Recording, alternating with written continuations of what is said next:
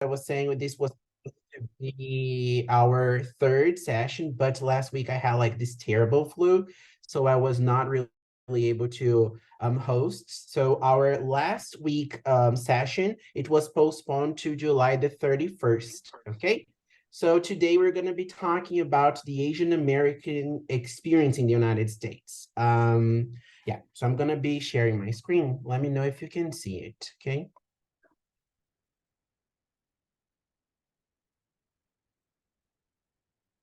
Can you see it? Yeah. Okay. So the title is a little bit different from the one that we advertised, because as I was finishing prepping everything, I saw that my the discussion and the proposal was a little bit different. So I figured that maybe it would be interesting to change the title. So the Asian American experience now and then, specifically in the United States, right? So before we get started, actually, I would like to ask you a few questions as an icebreaker. Well, why isn't it going anywhere? Okay. So what are some common Asian stereotypes, and where do you think that they come from? Especially we can think about what are some common Asian stereotypes. Can you send to us in the chat some stereotypes related to Asian people? Don't worry, here it's part of the icebreaker. You can say what you think. So what do you think about whenever you think about Asian people in general? In Brazil, in the United States, in their home country?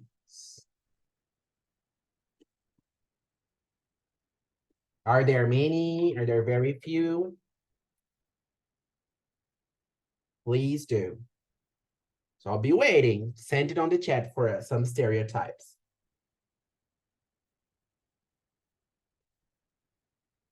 For example, a very common stereotype related to Asian people is that Asian people are very smart, shy, intelligent, too strict, too smart. And also interesting that Jessica put two, right? Because whenever we use this two, usually it's something that goes beyond what is good, right? Not necessarily good. So if you say, oh, he's too beautiful for me. So it's implied that you cannot handle it, right? So when someone is too smart or too strict, it doesn't really have a good connotation. Yeah, there are some other stereotypes as well, right? That Asian people eat stinky food, that the food that they eat is not so well cooked, that maybe if you go to a Chinese restaurant, you might have to go to the loo right after, to the bathroom right after, right? Or that if you go inside an Asian household, you're supposed to take your shoes off, right? And of course, there are some more harmful and very prejudiced ones, like saying that Japanese people have like small penises. It's one, right?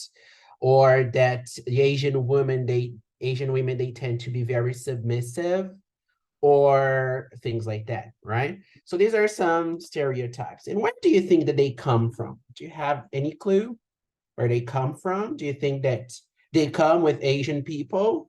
They came to this world and the stereotypes were attached to their backs or to their forehead or something? Where do you think that they might come from? Do you have any clue?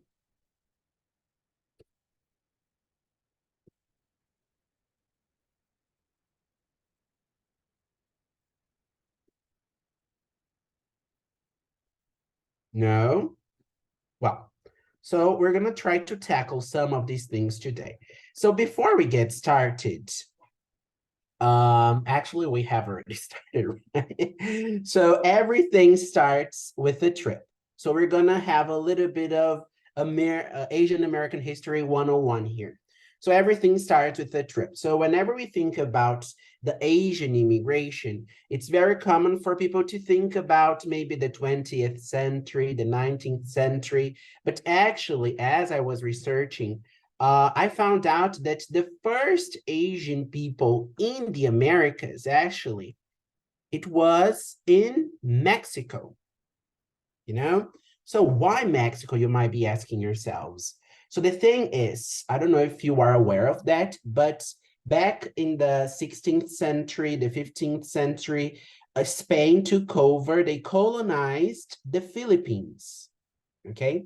So because the Spanish colonized the Philippines and they were also trying to colonize America as a whole, they ended up in the middle of the 16th century, they ended up asking and pushing some Filipino ships to go all the way through the Americas doing the Pacific trade.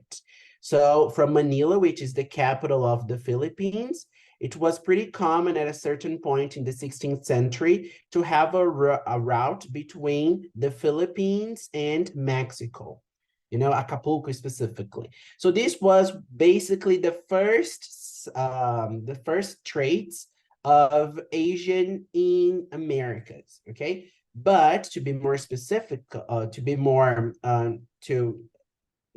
can I say, to focus a little bit more about what we're going to be talking about, actually, it draws back to the 1848 with the California Gold Rush. Are you familiar with the California Gold Rush?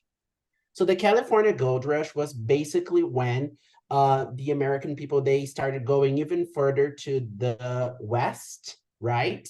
And with these new lands in the west, they started like mining a lot, right? They started going after gold, going after other things that they believed that the West could provide them, that could provide to the American people and to the welfare of the nation, right? So in the 1848, a lot of Chinese ships started coming to the United States to help with the gold rush, to help with the gold mining, right?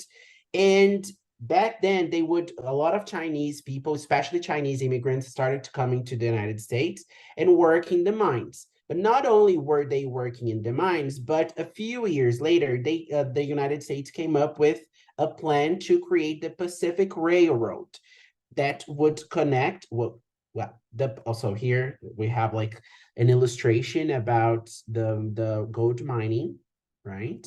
And then they were trying to create, they had this plan to create the Pacific Railway system that would connect the Midwest to the West, right? That would go all the way to the Pacific so that it would make it easier to not only transport people, that actually it was not their main idea whenever they were creating railroads in the United States. They were basically thinking about minerals and all sorts of different produce that would be shipped all across the USA, okay? So because of that, the Chinese that were also helping in the gold mining, they also started working the Pacific Railroad. So something that you're going to see and notice, which I hope throughout this presentation, is that whenever we talk about Asian people in the United States and the stereotypes and things and the attitude toward Asian people in the United States, you're going to see that it will always fluctuate. It will never be stable. There will never be a certain time that you'll say like, oh, Asian Americans are well held in the United States. They are seen as good people. If there is a time, it will be a period of time. Things will shift, unfortunately. So here in the beginning, they were all about Asian Americans. They were like, oh, okay, Chinese people, they're here to go to mine the gold mines and everything. It's all right. But after some time, after they saw that the American people, like the white people in the Americas, they were like, so they are mining too well, or they're mining too much. So the state started putting taxes only and focus specifically to Chinese people in this time. So they would not tax any other nationality, any other ethnicity, but Chinese people. And as soon as the Pacific Railroad was done, they dispatched them. They said, no, it's okay. You can go back to the cities that you guys were living, but there's a condition. You cannot take the train, right? You helped us build the railroad, but you're not going to take the train. If you want to go all the way up to San Francisco where you were living, you're going to do it on your own, okay? So this was one of the problems as well. So they helped build the Pacific Railroad, but they could not use it as other people were using as well, okay? Another thing that it's interesting to disclose is that another thing that it's also interesting to talk about is the fact that it's very common for us whenever we think about, especially California, right? And we think a lot about like Chinatowns and places like that. So Chinatowns and these very specific like Chinese communities, people tend to say that Chinese and Asian communities, they tend to stay together because that's something that they want, something that they like, but that's not really the case, because the fact is that they were seen as second-class citizens in the United States. So they were not allowed to be part of the community as other nationalities were, especially the white nationalities and the white ethnic people, okay? So they started going and staying together so that they could cook, they could work, and they could do things like that as well, okay? So because the gold rush went down a little bit and they finished the Pacific Railroad, a lot of other jobs were created, like in kitchens, also in laundromats, which is also something, some of the stereotypes regarding Asian Americans in the United States as well, because they figured that it was much cheaper for people to send their clothes all the way to Hawaii to clean their clothes rather than cleaning their clothes in San Francisco themselves. So they started building some laundromats, some laundry stations that they could clean, and they would provide people with a much better price, okay? So because of that, you're going to see that something that happened a lot as well is that during this time, they started like this anti-Chinese people sentiment was very, very strong. And we can see it in a lot of different things. For example, this was a document that when I was researching about it, I came across that it got me shook, because it's a document that let me just check here, I forgot, the president of the American Federation of Labor published back in the 1900s, that was titled Meat versus Rice, American Manhood Against Asiatic Colonialism, which shall survive. So basically in this document here, he is pointing out all the reasons why Chinese should not be in America and why white people should be the ones working. So back in the 1900s, they were organizing themselves and saying how unwanted Chinese people were back then. And along with that, a lot of other people happened. For example, in 1871 happened in the United States, the largest mass lynching in America.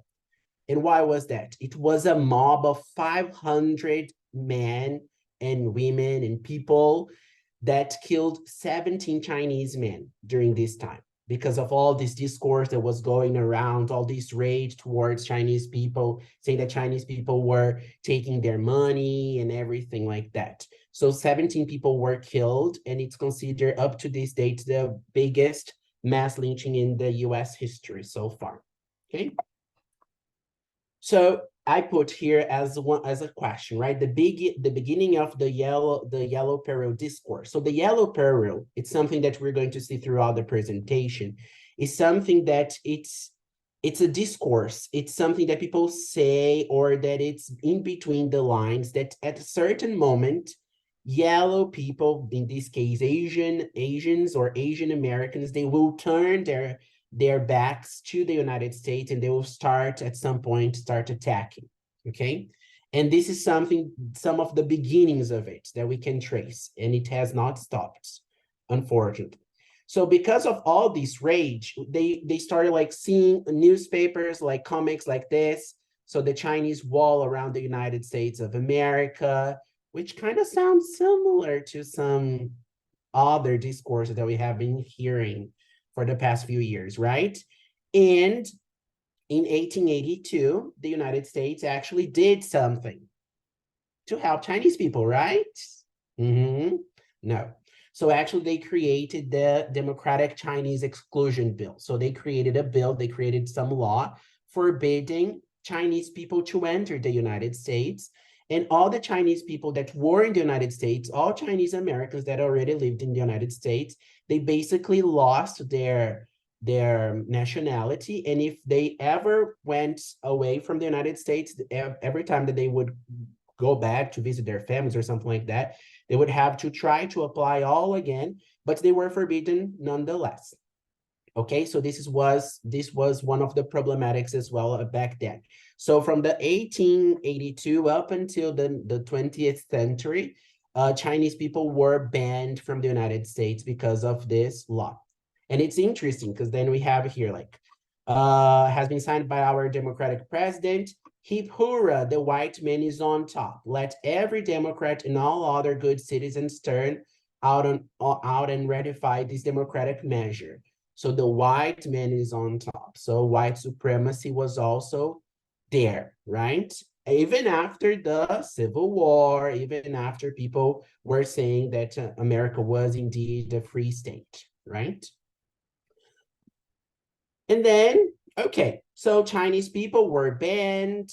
The amount of Chinese people started declining in the United States, and it wasn't something that was on the news all the time anymore.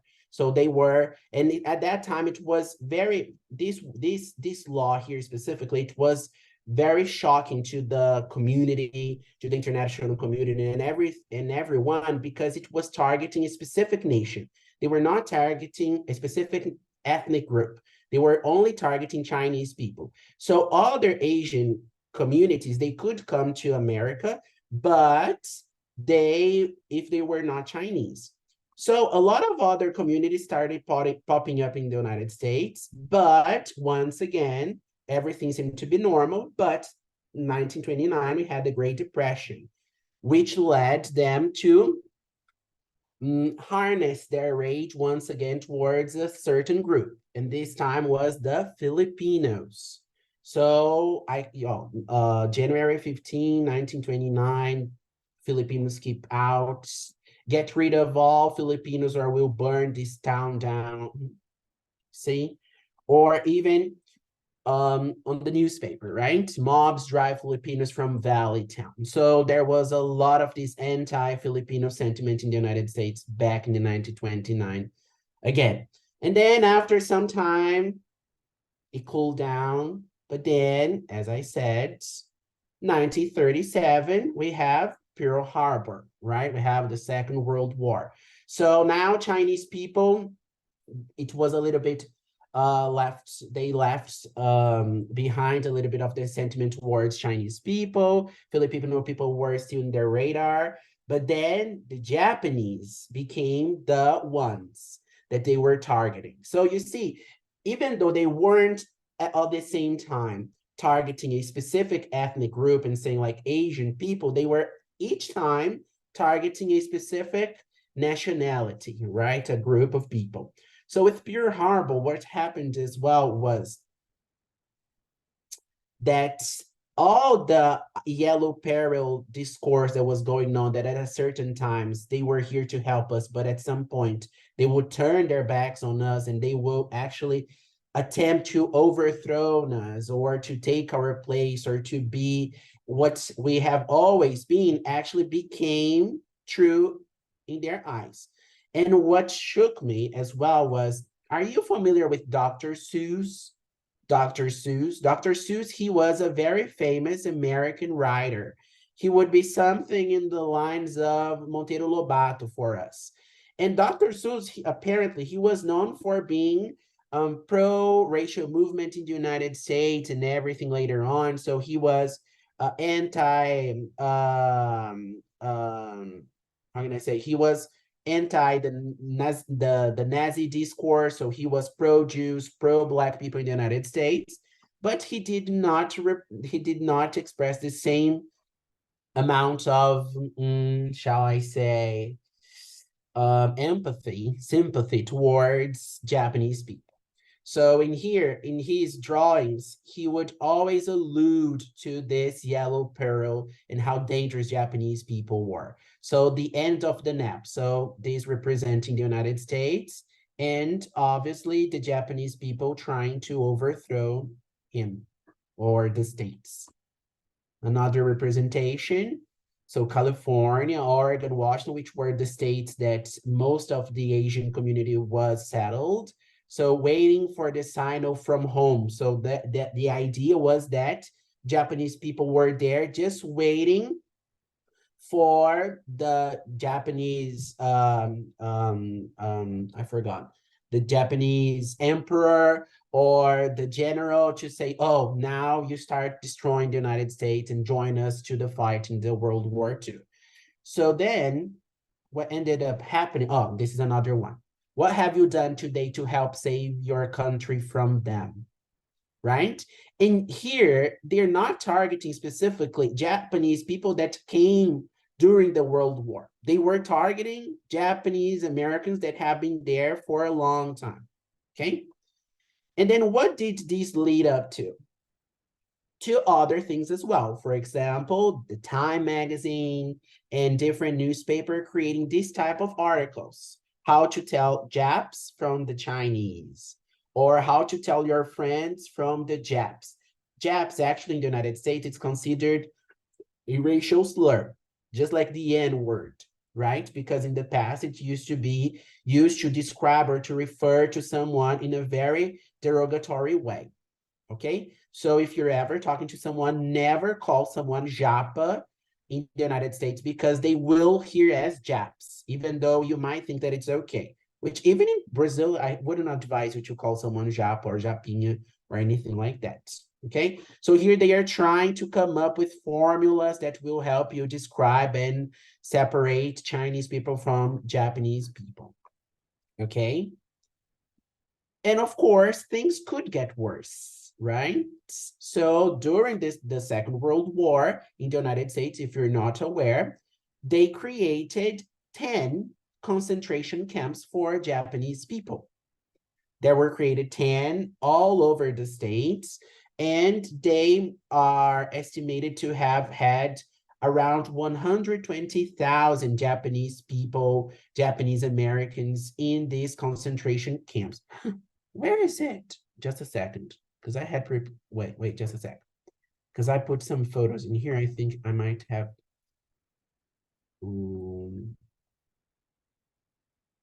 wait, because I put some photos of the concentration camps, but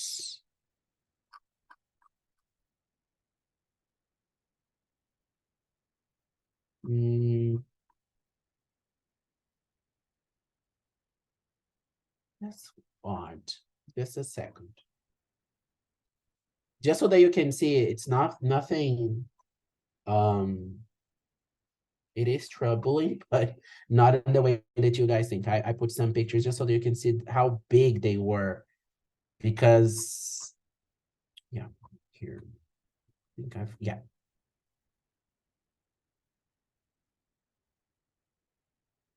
Here. Oh, just a sec.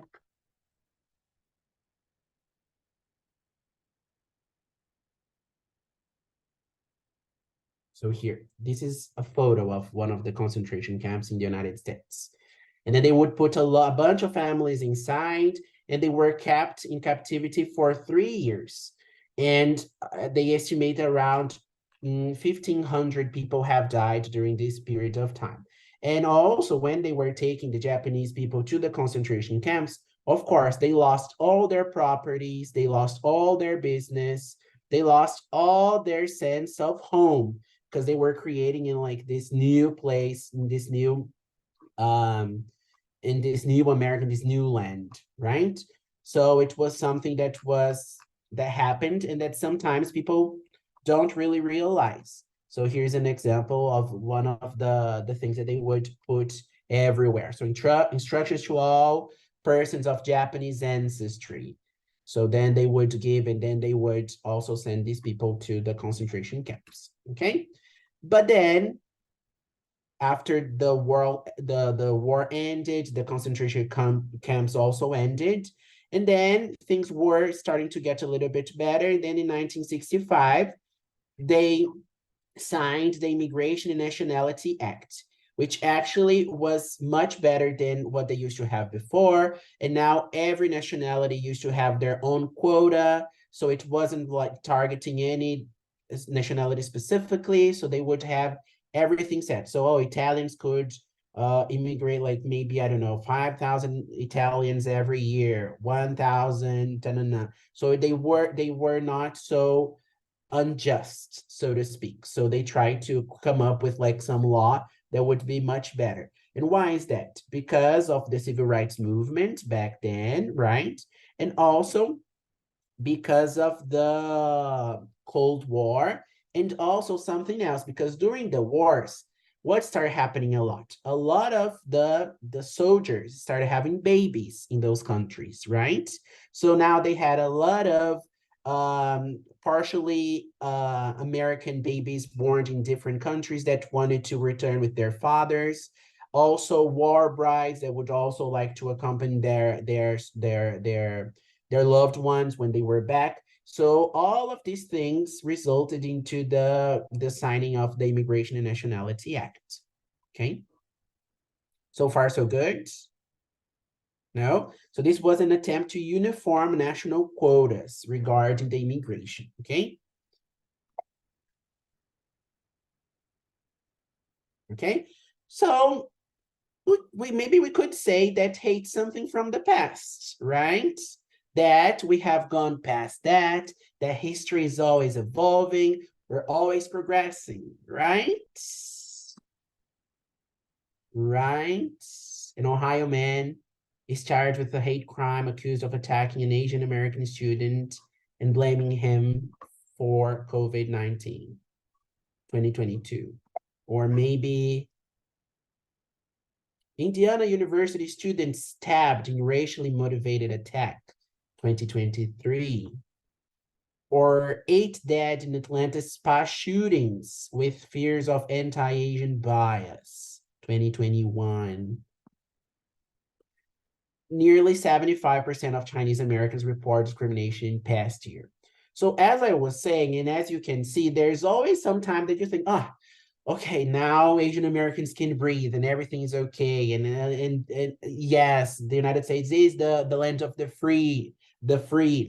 But no, it's something that it always comes back. This idea that at a certain point, China will take over, Japan will take over. During the 80s as well, when Japan started like developing themselves a lot, they started becoming like pretty scared that they would start taking the market, the technology market as well. So it's something that it's very troubled, right? And something that caused a lot of insecurity for the United States, especially, okay? So now we're going to start focusing a little bit more into the Asian American representation on TV, because I wanted to give you like this whole understanding about the Asian American immigration, because of course, all of these things, they will ended up informing the way that we understand and the way that we produce and the way that we consume TV. So if we have such a troubled past and such conflicting feelings towards certain group, of course, whenever we are watching movies, whenever people are producing movies, whenever people are writing about them, we're going to have a very biased understanding of it, right? So the Asian American representation. So first of all, something that it's interesting that it's worth noting is the yellow face, right? A lot of people know the term blackface. Are you aware of what yellow face or blackface might be based on the photos? Or have you ever heard of it? No. You know, back when theater was beginning, Shakespeare, and back when we had like Shakespeare plays and everything, women were not allowed to play, right? To act. So men, they would dress as women so that they could have the representation of a straight couple on stage, right? After a few centuries, women were allowed to start acting, but they were not, but Black people were not allowed to start acting, right? So white people start painting their faces Black so that they could represent Black people in their own terms. And of course, Asian people did not go amiss, right? So they also suffered with this white portrait of someone's ethnicity, and in this case, the yellow face. So there is this character here, which is very famous, which I forgot the name of the movie. It's an old movie, that he was a white man, and then he would style his hair, paint his hair, style his hair, use like fake teeth and everything, and he would have very stereotypical broken English, a very strong accent to represent an Asian man in the movie. Or, for example, some other people that would wear traditional Asian gowns and will style their hair a little bit different. But as we were saying, of course, it's something from the past. It's something that doesn't happen nowadays, right? Wrong. We have the most Asian of them all, Scarlett Johansson. I don't know if you're familiar with the whole discussion about Scarlett Johansson, but she was pretty much and heavily criticized when she took the role in the movie called Ghost in the Shell. So Ghost in the Shell is a manga adaptation. So it's an adaptation from a Japanese comics. And in the Japanese comics, the character, she was Japanese, right? So whenever they decided to reproduce it in Hollywood, they ended up choosing a white actress to portray a Japanese character, right? Not only her, but there's also the case of Emma Stone when she was playing also a Asian American based in Hawaii as well. So yellowface is also something that we have been seeing on and off on TV, unfortunately. Nowadays, I think it's less common, but in Brazil, there was a case as well. I don't know if you remember with a soap opera called O Nascer do Sol, Nascente do Sol, something like that, where Giovanna Antonelli, for example, she was portraying a Japanese daughter. And I don't remember the name exactly of the soap opera. And we also had a white, very famous actor playing a Japanese elder. So it also happened in Brazil. Okay. And then now I would like to go a little bit deeper into some common tropes, so common stereotypes regarding Asian characters. Okay. Of course, I've just brought some examples, but there are many others. And if you want, you can also share. So I brought one very common one that it's the main character sidekick, because for many years, Asian characters, they were not designed, or they were not written to be the main character, right? They were always the sidekick. They were always the funny friend or the intelligent friend, someone that would come in handy, which is not something that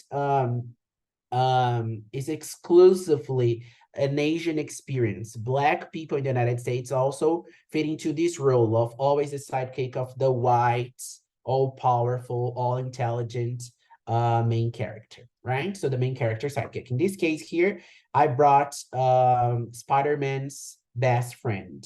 He's Filipino. He's very interesting. It's a different take, a little bit of a different take, but they also don't take him out of this side character role, right?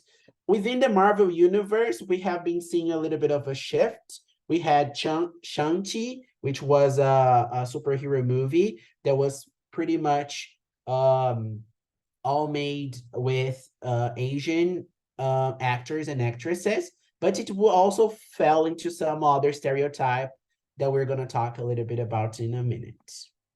Another one is the math kid, right? So the Asian, maybe, or the main character is having problem with their computer or with their cell phone, and then they're gonna go to a technician or an engineer, and the engineer is going to be Asian, right? Or maybe someone that will help them is going to be the math kid, the engineer kid, or something like that. It's a pretty common trope. We also have the workaholic, right? We also have this other idea that Asian people are cold, are pretty much work driven, so they don't really have time to express their emotions. They're always working, they're always trying to do their best. They'll do everything in their power to succeed. They will go over people. I brought Christina Yang here, although she's a very well-rounded character. She sometimes falls into this common trope category of the workaholic. Jacqueline is saying that she was reminded of a short, let me check here. Very good. Thank you, Jacqueline. Thank you for your recommendation. I'll check it out for sure. But yes, it's not, so as I was saying, Jacqueline, it's not something that we see only in the United States. We see in Brazil, in South America, we see in Europe, we see in all over the globe, right? So this is one of the tropes, the workaholic. And we also have the Asian hooker. So the thing is, whenever we think about Asian women in general, there are two poles that usually Asian women tend to be categorized as. Asian women are either understood as very submissive, very family-oriented, they are very quiet, they are very delicate, right? Very feminine. But also on the other pole, we're going to have the Asian hooker, this woman who will seduce the man, who will try to get everything that they can out of them. We see them portrayed as strippers, right? And also like in this fetishized, very sexual position as well. So it's very interesting in the way that the discourse is built and the discourse is put out as you're either a hooker or someone who doesn't really want to have sex, right?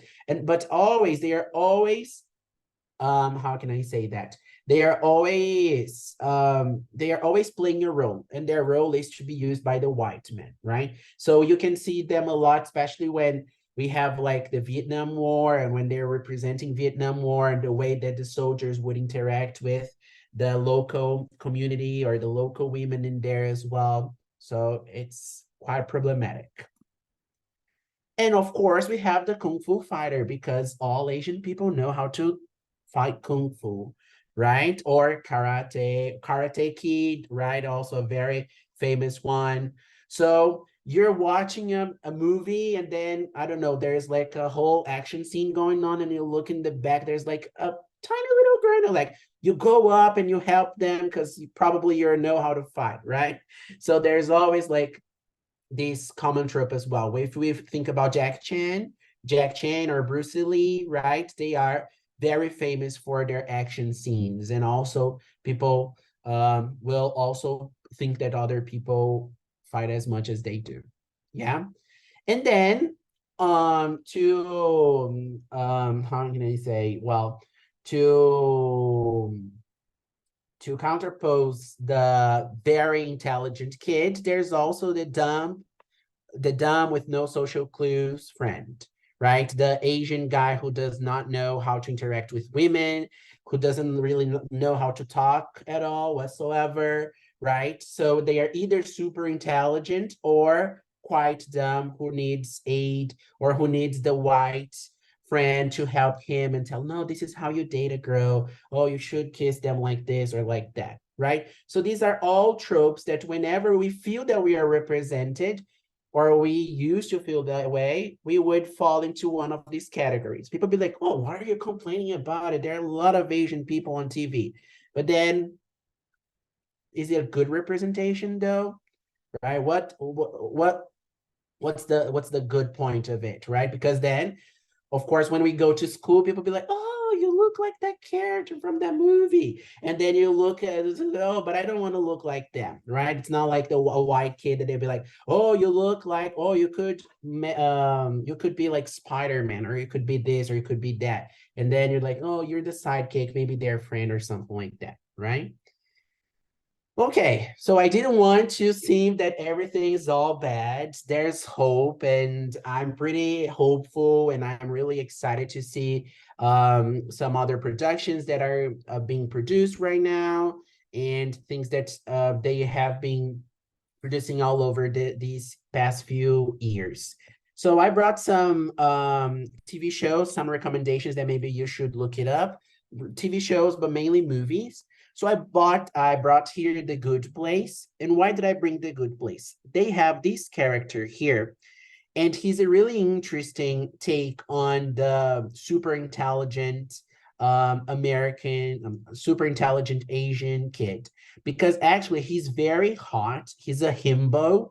Himbo is like, he's a very hot character, but he's very dumb as well, but not dumb like the other kid dumb. He's dumb like in his own way. He's funny, he's loving. You create some interest with him, but he is not intelligent. So he comes out a little bit, he curbs a little bit the ball of the intelligence stereotype, but he is actually a very well-rounded character that doesn't really fall into a lot of categories. And his race is not really a thing throughout the TV show. So The Good Place, it's an interesting representation of the Asian American experience, maybe. Another one is Minari. Minari, it's a movie. It's a really interesting movie that it's about this Korean family that they go to the United States to try to have a better life. And they end up going to the Midwest and they start some farming there. They start working in California and then they move there. And they also start talking about like adjusting into a new place, adjusting in a different land, trying to deal with these different cultures and culture shock and bringing your family. Yeah, I love it. It's really, really, really good. And then also like the whole generation, like, oh, someone's mother is in Korea. Should we bring them? Should we not? How can we do it? So it's a really interesting movie that tells a little bit about some of the stories, and very, because this is a story that not only in Brazil but also in the United States is very common, like farming workers or farm workers that are trying to get their best out of the land to help their family, right? Another one is The Farewell. This is also one of my favorites. It's actually it's a drama with comedy about this girl here, Aquafina. She's a very famous Asian American actress, and she needs to fly back to China because her grandmother, she has cancer and she is basically dying. So The Farewell is about like her last party or them saying goodbye to her. It's a heartwarming movie. It's really funny. It's really sad, but it's really interesting because you also see and you have another take on the Asian American experience, especially because she's Chinese and she doesn't speak that much of Chinese in the movie. She's like, oh, you're not so Chinese because you were born in the United States, but in the United States, you're not so American because your family has Chinese heritage. So it's a really interesting and complex movie. Another one is Crazy Rich Asians, which I have already mentioned last session, right?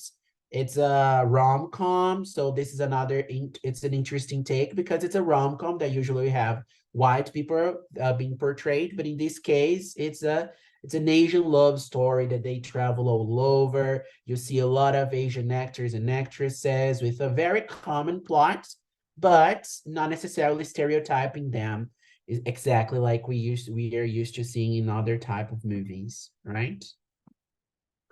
Another movie that I brought here, it's also a rom-com. It's called The Half of It. It's on Netflix.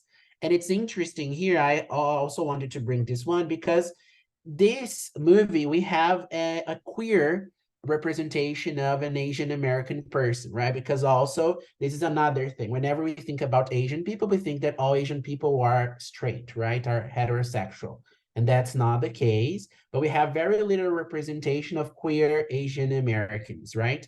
And in this movie, you have this whole love triangle between her being in love with this girl, and then there's the boy and everything, which is pretty normal. But the fact that we have a queer Asian American lead is quite interesting, at least to me. Okay. Oh my God, what happened? Because I had some other things. And of course, the most important of them all, which is Everything, Everywhere, All at Once. which is here, this one. If you haven't seen, if you need to watch one movie, this is the movie that you need to watch. Wait.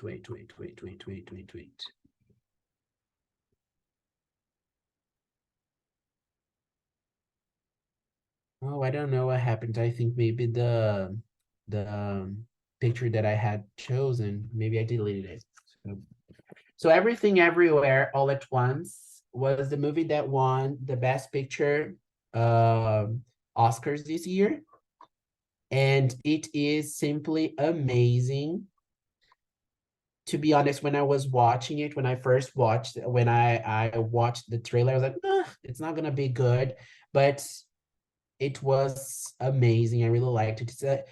It's an action movie with a lot of comedy, with a lot of drama involved. So the story actually follows the main lead, which is a middle-aged woman, which is also something different from movies, right? Because usually we see a lot of like superheroes, and then you're gonna see they're in their 30s or in their 20s, right? And then suddenly you have a superhero style woman who's in her middle ages, who's also an Asian American, and also she's not only trying to deal with her family problems, but also like trying to run her business. And at the same time, there's like multi-dimensions going on, and she has like some deals and some problems with her family, with her father, with her daughter, and at the same time she is trying to fall in love again for her husband, who's trying to get her a divorce. So it's a very complex movie, a very colorful, very bright movie, which I highly recommend you to watch. So the name is Everything Everywhere All at Once. I wanted to um, show you just a really quick snippet of Michelle Yeoh's acceptance speech in the Oscars, okay? Because she also won the lead actress in a movie. So I'm gonna play it really quick, and then I will open up for questions, okay?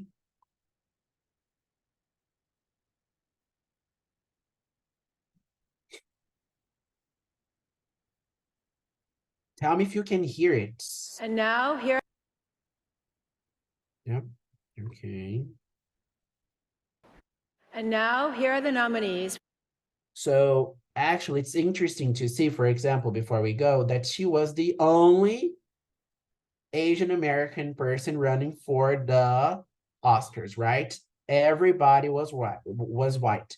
Before her, there was only one woman, if I'm not mistaken. I don't think that she got the Oscars, but she was nominated. So she was the first Asian American woman to get an Oscar, if I'm not mistaken. So I'm gonna put the part that she.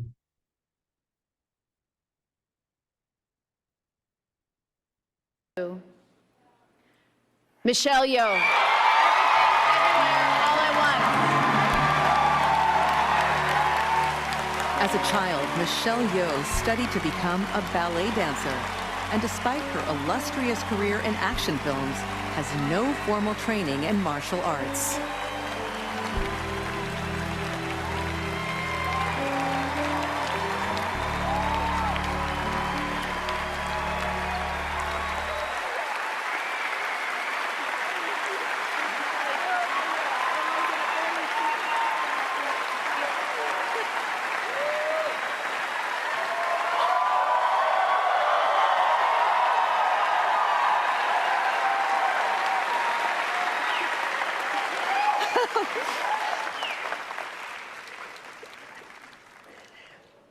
Thank you. Thank you for all the little boys and girls who look like me watching tonight. This is a beacon of hope and possibilities. This is proof that dreams dream big and dreams do come true. And ladies, don't let anybody tell you you are ever past your prime. Never give up.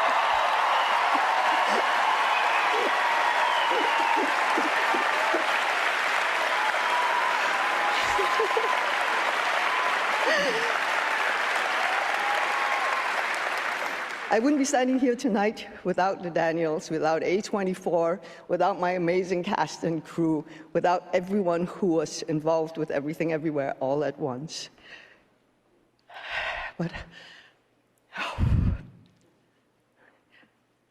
I have to dedicate this to my mom, all the moms in the world, because they are really the superheroes. And without them, none of us will be here tonight.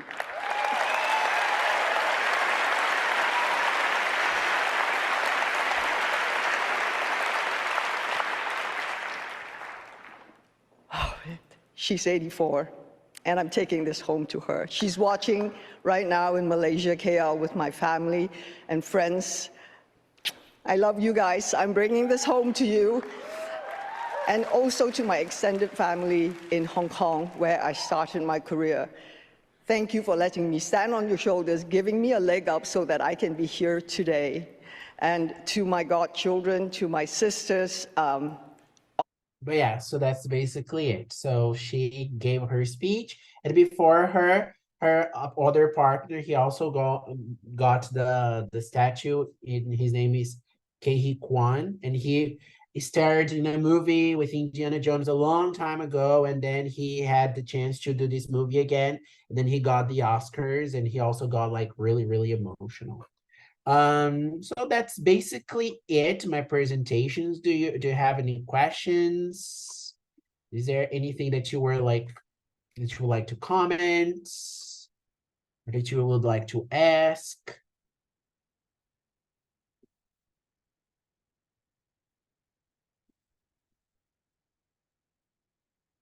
Oh, thank you, Fabiana. I'm not gonna lie, when I thought about this topic, I was like, oh, it's going to be interesting to talk about it. But when I was researching even more and trying to organize all my ideas, I got really depressed. And I was like, why did I choose to talk about this? Because I did know that it was a very like complicated story of history and everything. But when you start like finding proof and reading and so much hate towards like different communities and something like that, I was like, oh my God. But that's what I was saying, like there's still hope, right? I guess. Thank you, Gustavo. Do you have any questions? No questions? No? Oi, eu tenho uma pergunta. Yeah, sure. Eu Claro. posso falar em português? Yeah, sim, claro. Gente, eu queria saber se em inglês as pessoas com ascendência asiática também falam que elas são yellow, ou se seria pejorativo. Aqui no Brasil não seria perdão, seria pejorativo, então. Porque aqui no Brasil, os meus amigos com ascendência asiática falam que eles são amarelos e lutam pela representatividade amarela no audiovisual, né? Eu queria saber como usar esses termos em inglês. Então, nos Estados Unidos, eles têm um pouco mais de dificuldade. Por exemplo, eu gosto de falar muito sobre a questão.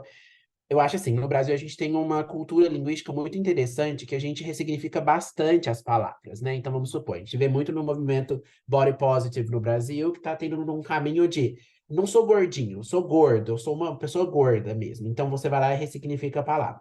Nos Estados Unidos, eu sinto que eles têm muito mais receio e têm muito mais dificuldade de ressignificar as palavras. Então, yellow era uma palavra que era muito utilizada durante todos esses períodos de opressão. Então, para eles é muito complexo. A mesma coisa também vale para os povos indígenas dos Estados Unidos. Você falar que alguém é red, que é vermelho, para eles é extremamente, como que eu posso dizer, pejorativo. Então, assim, nos Estados Unidos não é legal você falar que a pessoa é yellow, falar assim, oh, I'm yellow, e tudo mais. Às vezes eles usam mais, por exemplo, quando a gente fala dos asiáticos do sul, que às vezes eles se denominam marrons, né? I'm a brown Asian American, né?